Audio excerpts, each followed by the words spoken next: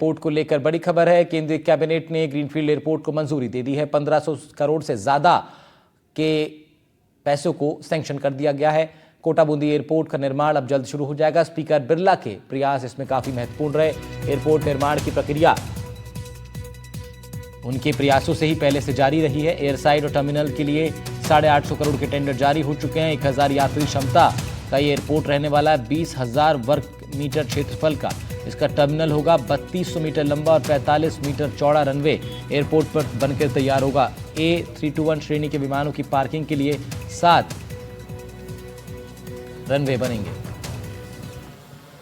हाड़ौती वासियों की सालों पुरानी मांग पूरी हो गई है। कोटा का जो एयरपोर्ट है वो जल्द बनने जा रहा है। कैबिनेट ने उसको मंजूरी दे दी है और बड़ा बजट 1500 करोड़ से ज्यादा का बजट भी उसके लिए पास कर दिया गया है। कोटा वासियों को बड़ी उम्मीदें थी और लोकसभा स्पीकर ओम बिरला लगातार प्रयास कर रहे थे।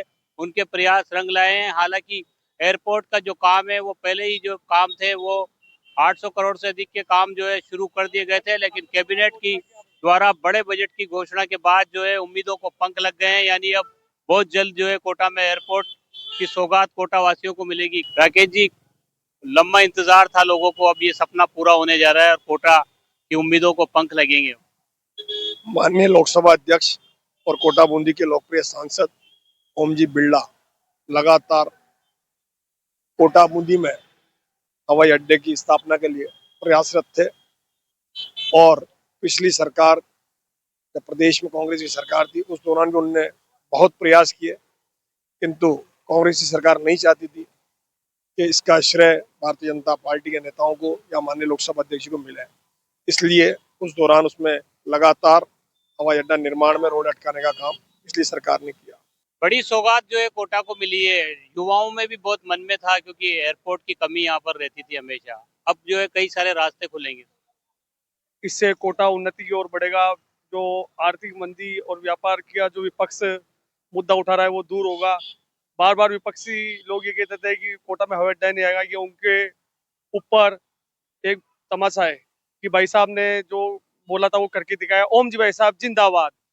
जी जी, आपसे भी जानना चाहेंगे, व्यापार को भी गति मिलेगी क्योंकि बहुत मिलेगी सर। स्टोन का मार्केट है और दूसरे मार्केट है। बड़े व्यापारी यहाँ पर आने में संकोच करते थे। फिल्म इंडस्ट्री के लोग यहाँ संकोच करते थे क्योंकि एयरपोर्ट नहीं था।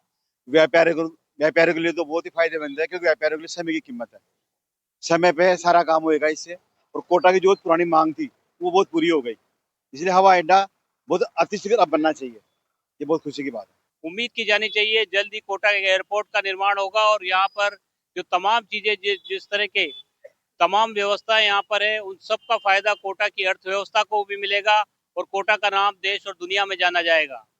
कोटा से सहयोगी हेमंत जोशी के साथ शाकिर अली, NDTV।